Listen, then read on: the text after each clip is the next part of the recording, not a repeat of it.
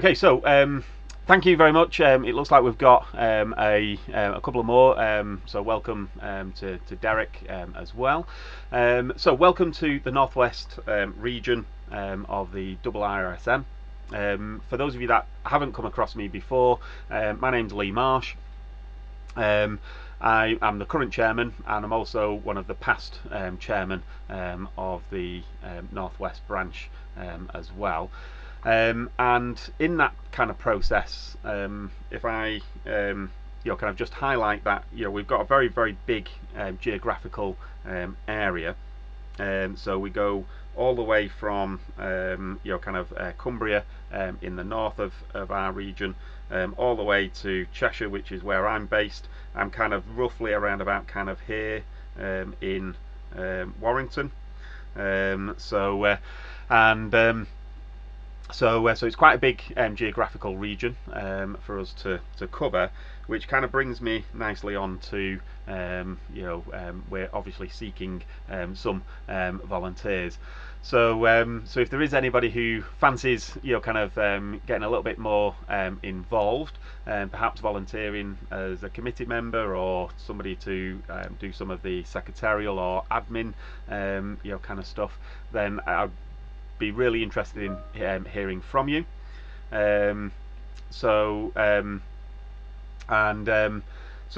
all you need to do is email the networks at iirsm.org and make sure that you give them in that email things like your name and membership number, which part of the region you're in, and if you don't know kind of what role, if you fancy a role, and you don't know kind of quite what you want to do, then just kind of talk about what skills you have or what kind of things you think you might be able to add. And probably very useful from an email perspective is just a little bit of information about yourself, and perhaps what you can bring to the Northwest group in that way. And really what I'm trying to do is re-establish kind of the philosophy that the starting committee had when I became the chairman in 2001 and set the branch up. Really it's about kind of getting to like-minded people together to share best practices, to share tools, and actually be able to help each other and support each other going forward. So that's kind of my aim really for the Northwest region. So just a little bit of more kind of things of what we're trying to plan for the rest of this year. So I know that we haven't done much through the pandemic as a region, but we've got this one which is going to be looking at kind of mental health in the workplace. But in July, my aim is to actually look at, because it's obviously very topical, myself and Chris have already been talking about training on these various platforms, is I thought that it'd be useful to do kind of a effective delivery effectiveness and high engaging virtual training meetings kind of stuff, and what kind of processes people can use for things like Cisco WebEx, and Teams, Zoom, and even WhatsApp. So I've been doing quite a lot of small toolboxy talk kind of processes and some induction training via people's WhatsApp via their phone. And I can do not only face-to-face, I can do presentations like this and they can see it on their phone screen and stuff along those lines. So I thought that would be useful to actually look at some of that kind of approach, because I think it's going to continue where we're using more technology around health and safety and risk management and stuff like that. So that's my plan for July. And as we go forward then, I'm hoping to try and engage other people, perhaps other people who are on this kind of meeting. I've got some experiences or perhaps even tools that they're using within their business, and I thought for August we'd look at something like getting proactive with risk management and improvement programs. So obviously I've got some stuff that I've used in the past from my own background, but if there's a collaboration kind of opportunity, then I will embrace that. So And again, you might know other people who aren't on our session today who might have, you might be thinking, actually these people would be really useful to probably get involved in that and to co-deliver or collaborate with it. So these are just some of the ideas that I've got going forward about kind of engaging and working together with safety representatives and stakeholders. Again, really want to try and engage other people and allow that shared experience. Something that is something that I've done for many years really. Always starts in October for me, so that there's a programme in workplaces for November and December around kind of drugs and alcohol. It's one of the things that I've seen in my own kind of health and safety experience of incidents or situations arising out of drug and alcohol usage, usually kind of through the festivity seasons. But also, some of you probably will not know, but I also sit as a magistrate in a criminal court, and it's one of the most awful situations of January, February and March, sitting in court, literally, if you're in a traffic court, taking people's licences off them because they were caught the morning after, usually, a works party or after a night with clients and stuff along those lines. So I tend to use that as a bit of a platform for doing education. So I thought that would be a good one for us to kind of tap into and share some resources and share some information and practices. And last part of the year, I thought about kind of being able to assess and improve, improving competency. So one of the things I'm working a lot with a lot of my clients is how they assess competency. And one of the biggest problems that I see time and time again is that if people don't see a certificate for a course, they kind of then basically assume that somebody doesn't have competency, and that kind of then becomes more problematic because there might not actually be a course that exists for that competency.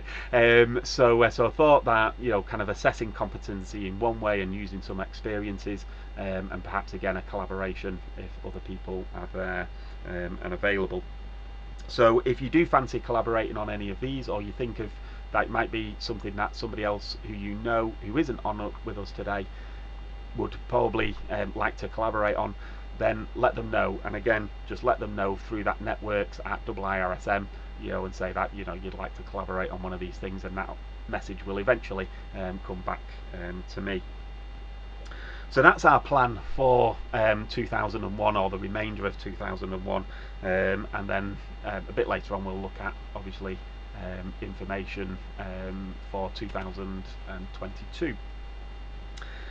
So let's start then with our topic this evening. So something that again is quite topical for me: mental health and well-being in the workplace. Working conditions, environments have a huge impact on people's mental health. And equally, if people already have a mental health condition or a mental illness, then it's going to have, or could potentially have, a significant impact on how they perform in their job. And just to kind of give you a little bit of a background on me, in the 90s I worked for the ambulance service, and I worked on frontline emergency ambulances. And I obviously came across lots of people in mental health crisis or with mental illnesses, and it definitely was something that was growing at that time. And then since 2001, I've been in health and safety. I joined ICI Paints as their safety, health and environmental advisor, and that was when I first then started getting into occupational safety and health, in particular around kind of mental health topics. And the first one in 2002 on the back of OSHA Europe and the HSE's programme 2002, which was Stress in the Workplace campaign.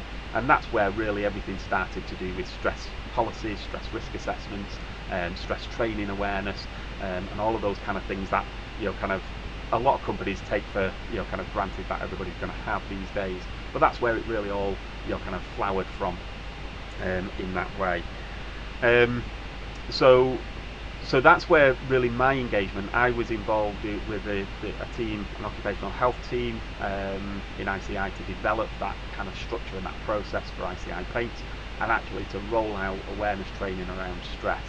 And then for me it just grew into more and more mental health and well-being types of topics.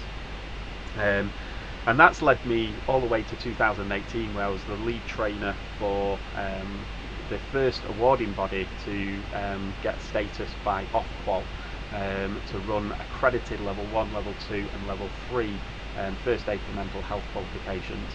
And at the end of 2018 I actually rolled that out for NUCO training to all of their lead trainers, and as virtue of that I've probably trained hundreds of instructors myself to be able to go on and deliver those qualifications in company, and also enable the training of probably over 1,000 trainers across the UK to be able to give and train accredited qualifications in first aid for mental health. So what I thought today, in this small kind of window of opportunity, I thought that I'd try to get through these particular aims. Very ambitious, I think, myself. So what the importance of mental health in the workplace is, resources available to help develop and deliver sustainable improvement programs, and actually a little bit about kind of changing mental health stigma in the workplace. So I thought that I'd start off with thinking about the impact of mental health problems. The amount of times I hear safety professionals and the key stakeholders in business say, "Oh, this is the newfangled thing," "Oh, this is the new kind of bad back," and all of those kind of comments is kind of really surprising to me. But for me personally, I mean, even back to 2002, ICI Paints, where I worked, we were developing policies. We were actually using performance indicators around stress and anxiety, and we were delivering training. So there's lots of information out there that's been around a long time, and that was based on information from kind of the late 80s and early 90s. But just in our remit right now, when I think about this particular study in 2008 called the Mental Health at Work project, this actually highlighted, and I'll just change this to a highlighter actually, this actually kind of found in its study that about 14.7%, so nearly 15% of employees in that report that was published in 2008 actually were experiencing poor mental health. So that in essence equates to kind of almost 1 in 7. Or does equate to 1 in 7. 1 in 6.8 to be precise in this report. We're experiencing poor mental health. That might be from things like depression or anxiety or workplace or work-related stress issues.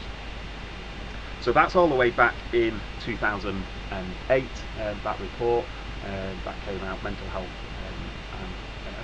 and Work.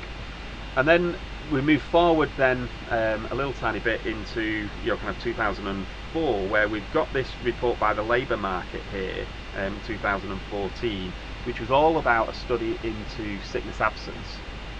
And one of the things that they again highlighted was at that time in 2014 they published that nearly 13% of all sickness absence days in the UK were attributed to mental health conditions. So that's a staggering amount of days, absolutely incredible kind of aspects. And then when we move forward to the most recent data, which is the labour force survey which the HSE use, which is the 2019 and 2020 report, which is called Work-Related Stress, Anxiety or Depression Statistics for Great Britain. It's available on the HSE website. Now I've broken it down into 2019 and 2020 just because it then fitted on my chart in this way, but it's the same report, okay, 2019 to 2020. But here we see these startling numbers now, because it's being kind of tracked better. Over 800,000 workers suffering from work-related stress, depression or anxiety. These are either new or long-standing pre-existing conditions, which then relates to, you think about back in 2014, nearly 13% of sickness absence. Today that equates to well over nearly 18 million working days lost due to work-related stress, depression or anxiety. And those figures go up to March 2020. So that's where that particular report, the work-related stress, anxiety and depression statistics for Great Britain, go up to. So March 2020. So when we think about the impact of mental health problems in the workplace, there's a legacy aspect to it. What we're now doing, or what the governments are being able to produce from labour report surveys, by things like the Mental Health Foundation, who do massive amounts of research for England, Wales, Northern Ireland and Scotland, are being able to highlight what the effect and impact of poor mental health has on our workplaces. So there's a significant element to that. For me, I start to then think about how I get buy-in, and some of this stuff as a freelancer is about getting buy-in from health and safety professionals, sometimes by people on boards of directors or department heads. And one of the things that I end up kind of constantly coming back to is telling people one absolute truth, and that truth is we all have mental health. Every single one of us. So just like in physical health, we all have physical health. Sometimes it's good, sometimes it's not so good. We all have mental health. Sometimes it's good mental health and sometimes it's not so good mental health. So we all have mental health. But that doesn't mean that we all have a mental illness, and that's where some of this differentiation and terminology and change of stigma around the term mental health is something that we, or I try to personally help organisations change. So, and what I mean by this is, in essence, we're all on a continuum. So, of mental health. So some people have no diagnosis, and some people have a mental illness diagnosis at one end, but we're all on this continuum. And at some point along this continuum, let me just change the colour, we will have good mental health and we will have poor mental health. Now, for most of us, perhaps like myself, who don't have any diagnosis, we're at this end of this particular continuum, and we can have good and we can have poor mental health. And there's lots of things for people with no diagnosis of a mental condition or illness that actually can have poor mental health. So take, for example, if somebody loses a family member, so bereavement or grief, it's going to affect your mental health. So if somebody, if their child or children, move halfway around the world, to start their new life, they can feel this loss in that way. Somebody moving house, one of the most stressful things they say that you can do. So there are various things in life that actually cause our mental health to fluctuate between this good and poor status. Sometimes we just wake up and we have a blue day. We can't tell you why, we just kind of feel low, or we feel particularly anxious. It just is, and later on in that day it might go away, or the following day we wake up and we don't have that kind of low mood or that level of anxiety. So there's lots of reasons why our moods fluctuate.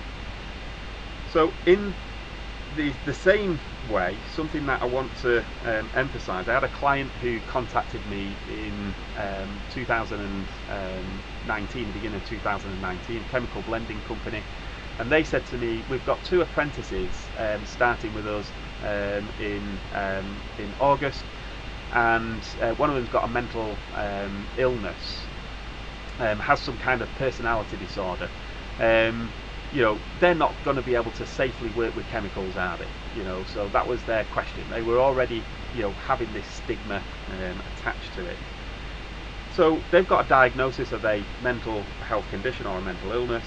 And one of the things that for me is really important is that anybody who has already a diagnosis can still have good mental health, and they can also have poor mental health. But the further somebody moves towards that end of the continuum, the more susceptible they are, the more susceptible they are of poor mental health. And for me, when I'm kind of helping clients, or in previous roles when I've been trying to engage my own employers and my own workforces in mental health, is where somebody has this diagnosis. For me, it's just about being able to kind of put more understanding in. So, assess, identify controls or systems. So it just gives us the opportunity to actually do something in advance. In the same way that if somebody had a physical injury such as fused vertebra, we would do some type of health assessment and come up with the suitable controls. So for me, mental health and physical health, the same approach should be used. The difficulty that people have is where they can't see the actual injury or the issue that the person's having. It becomes really difficult for them to make those connections. So for me, I want to try and help people understand all of that kind of continuum, and obviously I'm just giving you a very, very quick whistle-stop tour of that particular approach. But another one that I do with lots of organisations trying to get their understanding, and always involved in mental health training, is a pressure bucket. Now, I've worked a lot with chemicals, so I'm just going to use a bucket or a container, and we all have one of these pressure buckets inside us, and there is a high alarm. Let me try and write that a little bit better. And we always have a low alarm. So as you can see, for those of you that work at all in kind of chemical settings and plants, you always have these high alarms and low alarm kind of stuff. So, and what we have is these alarms kind of, if they're triggered, we will basically have the adverse reaction of stress. Okay, so it's a pressure bucket. We need some pressure going into it. Every single one of us needs some type of pressure so that we have something coming in. So for example, Chris might say, well, actually, work-life balance might be one of those pressures, that feed into my pressure bucket. For other people, it might be money worries or financial concerns that's feeding into their pressure bucket. For other people, it might be family issues. For others, it might be housing. For others, it might be kind of projects, work projects. So there's lots of things that kind of feed into our pressure bucket, and in this thought process, we all need some pressure. So because if we get too little pressure in our lives, then ultimately we have an adverse reaction to it. So too little pressure in our life can equally cause poor mental health and people to become stressed or anxious, or even go on to depression. But equally, if our pressure bucket then is kind of balanced, then we've got lots of things feeding into us, but it's between these things, it's balanced, we can process it, it's not going to develop into this adverse reaction of stress. But other times, so say a project, so perhaps a project at work becomes very, very intense. The deadline changes, people go off sick, people leave, and it forces other people to have lots more of pressure from that particular project, and that ultimately then can fill our pressure bucket very, very quickly and trigger our high alarm, and ultimately the person might go on to develop that adverse reaction of stress. But equally, it could be a family issue that's happened that actually opens up the floodgates and fills up very quickly the pressure bucket. So there's lots of reasons why these pressures, it could be a combination of two streams really turning up the volume and filling up this particular pressure bucket. So we've all got this inside us as an illustration, and what we try to do is balance it. So up to now I've only talked to you about the things that you probably resonate with, of things that cause you pressure or fill up your pressure bucket in that way. But there's another thing to do with this particular example. And if I just go for this colour. So basically we also have an outlet. It's controlled perhaps by a tap in this analogy, and in this process we've got some control over what we do. So if I look down, Derek might say, well actually I find exercise helps me unwind. Chris might say actually a bit of yoga actually really works for me. Suzanne might decide well actually riding a motorcycle helps me de-stress. Somebody like Dave there, he might say well actually reading helps me. Dina might say actually my spending time with family might help me relax and unwind. But we'll all have our own things that help us. It might be for some like myself, it might be worship and prayer, it might be volunteering. There's lots and lots of things that help each of us unwind. And the more of these types of things that we are involved in, or the quality of that experience, in essence what tends to happen is the tap, sorry, just let me change the colour. This particular tap here basically gets opened.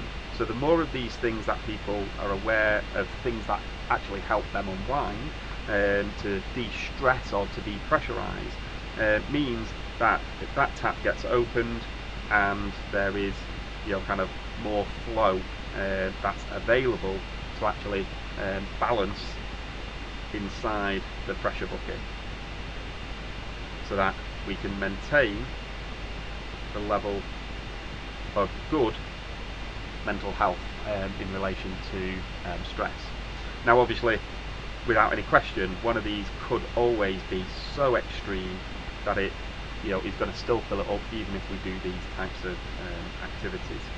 But just to emphasize something here, one of the really interesting things that I've discovered over my time doing lots of mental health in the workplace as part of occupational improvement plans and training and conversations with staff, is that when their pressure bucket, when their high alarm is being activated because they've got too much pressure going on, one of the really interesting things is they stop doing these things.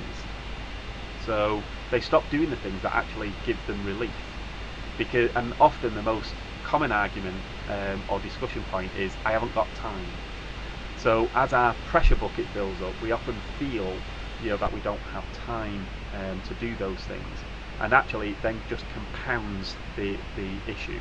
So helping people understand about their own pressure bucket, what fills their pressure bucket, how they can help to balance their own pressure bucket by activities and interests and stuff along those lines, I've always found very, very beneficial, as a way of being able to enable people to understand better themselves, and thereby be able to show empathy and conversation to others in that way. So as I say, it's a very crude explanation, a very quick one, because of obviously I'm on a tight schedule. So hopefully that kind of gives you some food for thought in the aspect of how we might try to engage people in different ways to show them that actually there's value in organisations, employees, managers engaging in mental health in the workplace kinds of topics and skills. So where can we go for resources? Well, obviously, I could say, find somebody like myself to come and help you, but there are lots of things that you can actually go and find out yourself as well. And one of my go-to organisations is actually the Mental Health Foundation, who do a massive amount of research. They break down the research into England, Wales, Northern Ireland and Scotland. So when you're looking at data and information specific to each of those countries within Great Britain, you're able to find really high quality information from the Mental Health Foundation. And they've also got great resources, lots of tools, lots of booklets that people can use, organisations can use. And the other thing that's absolutely fantastic about this organisation is they are the organisation that kind of spearheaded things like Mental Health Week. So every May there's a Mental Health Week. This year was from the 10th to the 16th of May. And their focus this year was on engaging with nature, because actually when people actually get outdoors, when they do things like gardening and develop kind of interest in that way, it actually improves and helps sustain their mental health and well-being.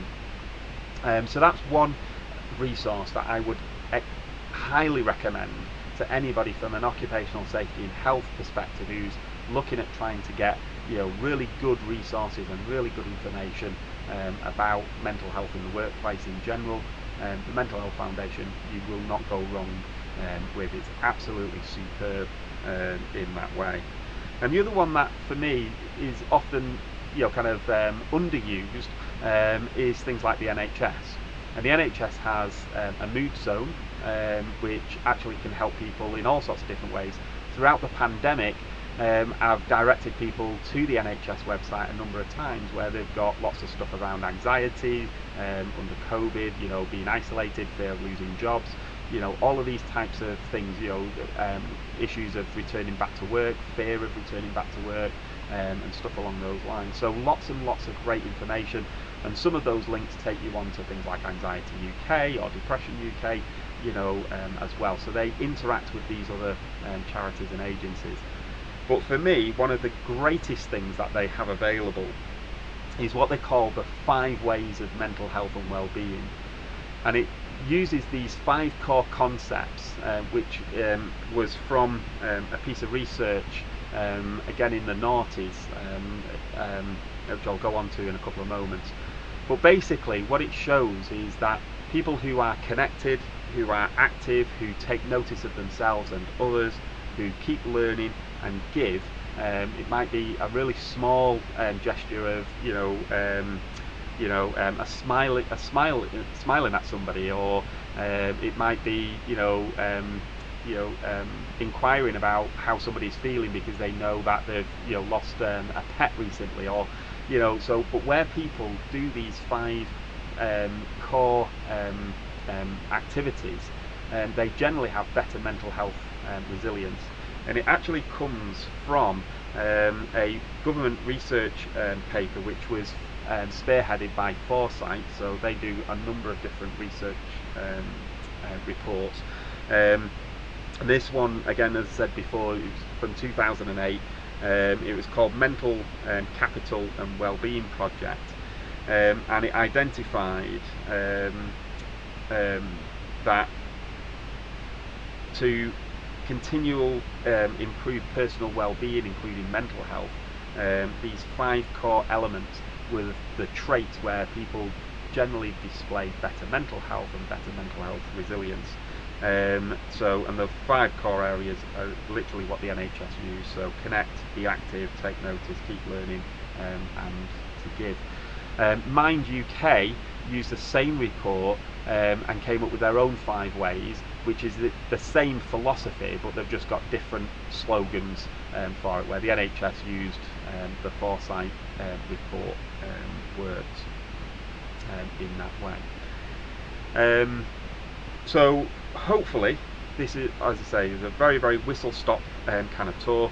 Hopefully I've kind of been able to kind of highlight the importance of mental health through thinking about some of those statistics, some resources such as the Mental Health Foundation and the NHS.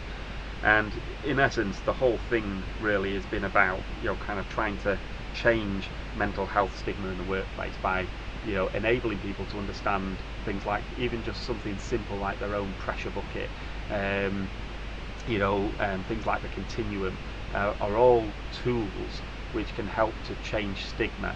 Because there's nothing worse than, and I hear it every so often from clients now, and I've heard it when I've been a health and safety manager and a director of health and safety in other businesses, where somebody will say, don't know if I'd employ that person, they went off in their previous employment with stress, our workplace is quite stressful, don't think I'd employ them, they're not going to do well here if they can't handle stress. But actually that's not what that means. And it might mean that actually they weren't supported in that organisation, where actually in our organisation we can give them the support that they need.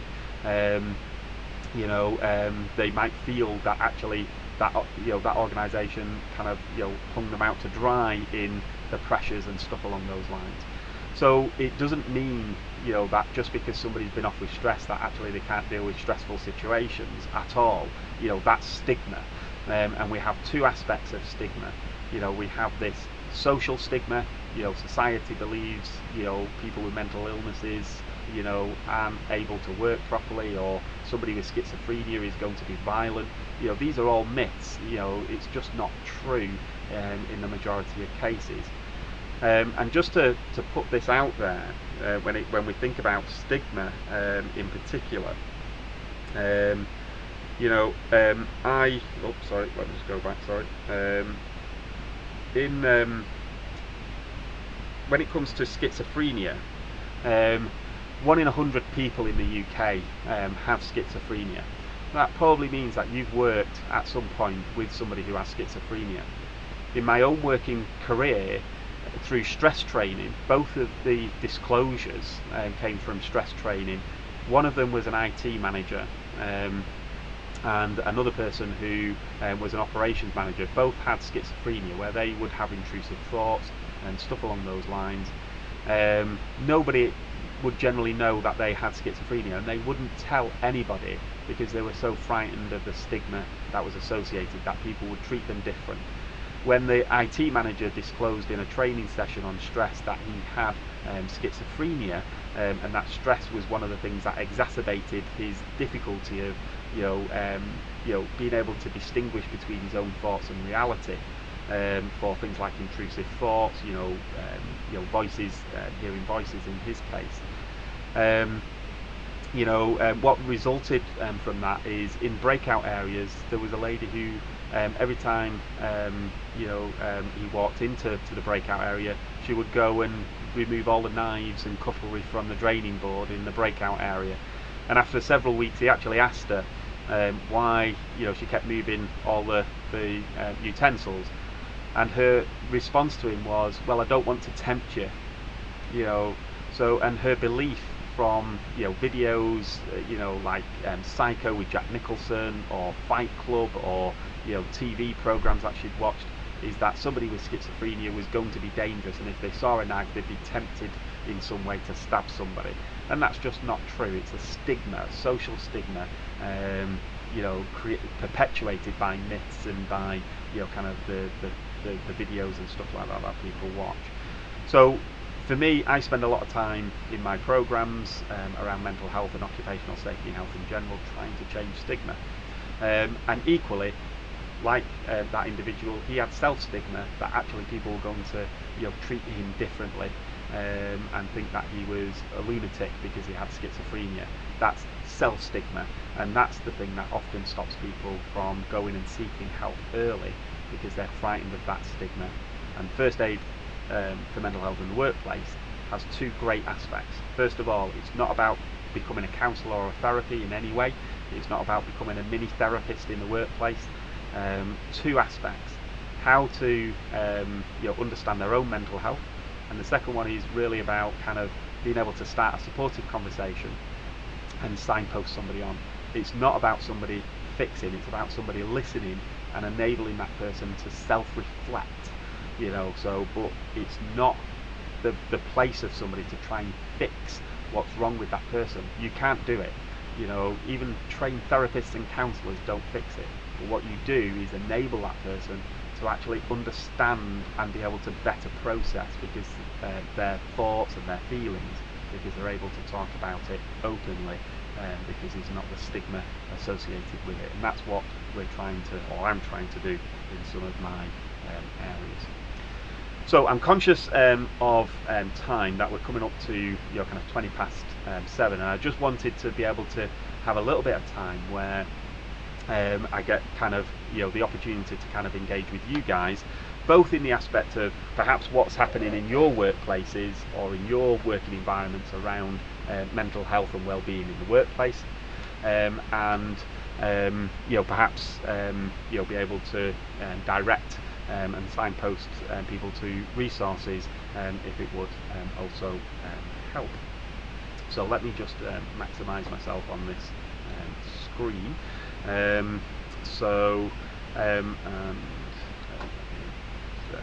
Bring you guys up. So two ways that we could do. We're quite a small group, so if it helps, then we could quite easily do kind of a raise hand, or you could use the actual conversation bar and type in any questions or comments if you don't want to necessarily unmute yourself and speak.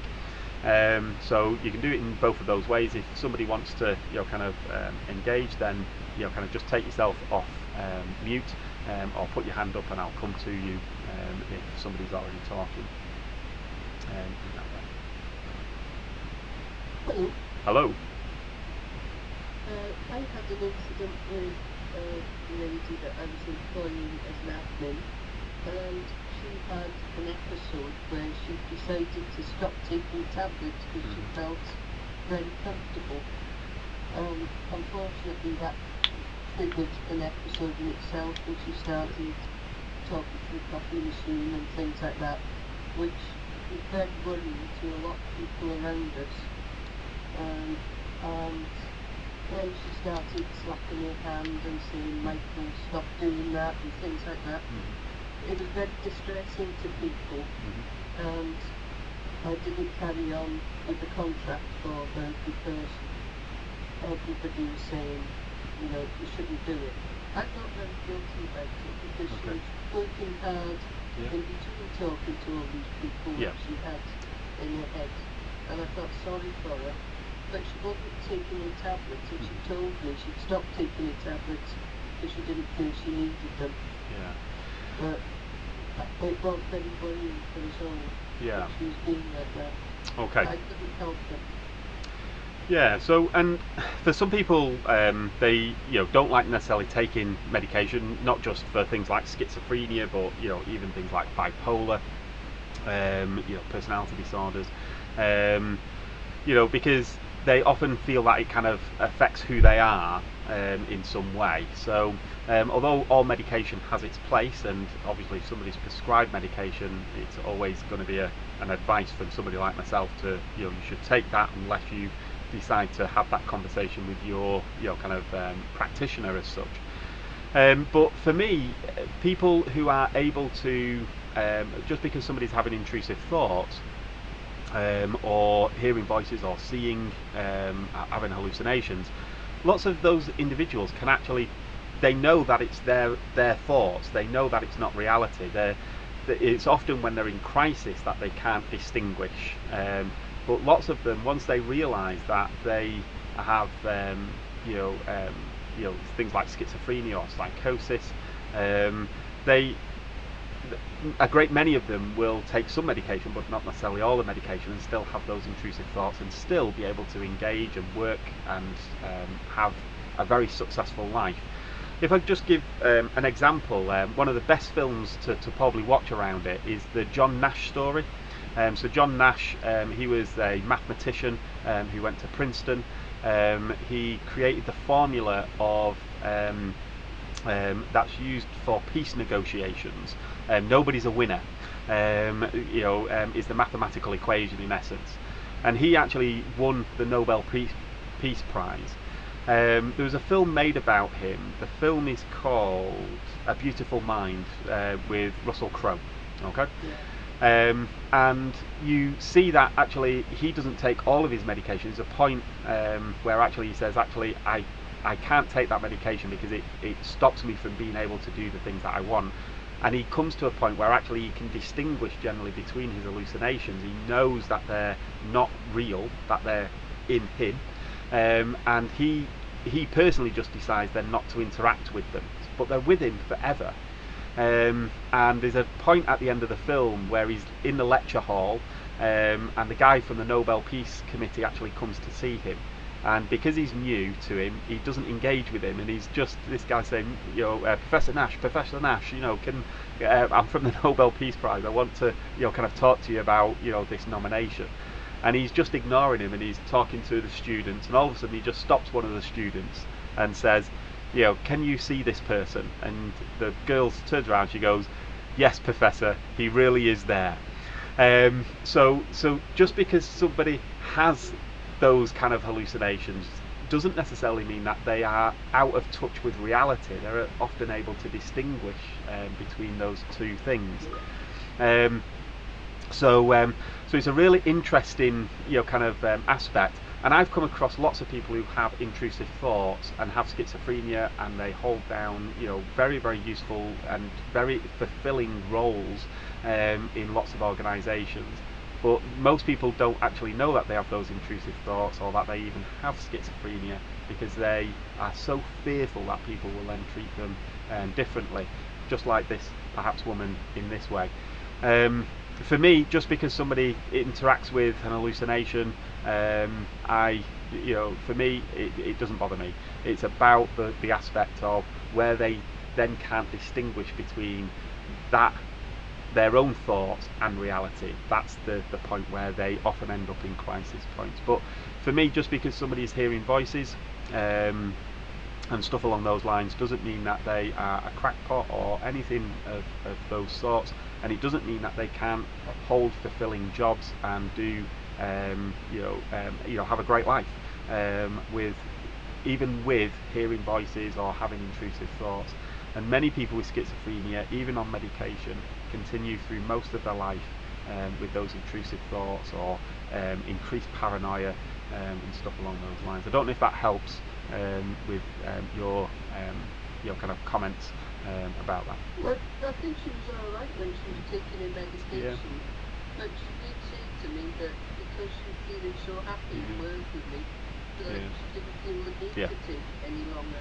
And that was when she started having the problems, and she put the gas of the boiler on and turned the water on, and was so busy talking to it, she didn't realise the water, boiling water was going on the floor at all.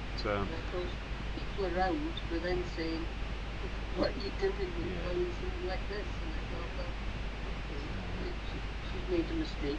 She didn't really see it. Absolutely. And then we got on well together, and she wrote me a lovely letter when she finished working with me, because she said she'd never actually had someone support her before, which I thought was terribly sad.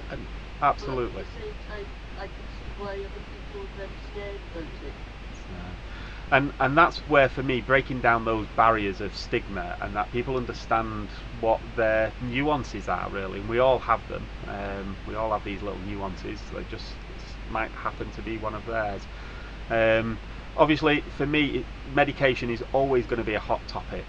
For me, I would always encourage people to be either taking that medication, or that if they stop taking it, that really they need to go back to the clinician and have that conversation. Because it might be that they could be put on a different piece of medication or reduce the medication. So that's kind of I like that story in the aspect of just by supporting that person, how better they felt. I think that's a real big takeaway message. So thank you very much for sharing that with us. Okay, anybody else got any questions or kind of stuff that's going on in their organisations?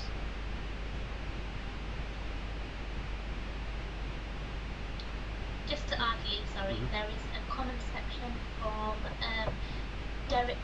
He said, as a trade union region, we've just done a short targeted mental health awareness course supported by Royal Mail through Northwest.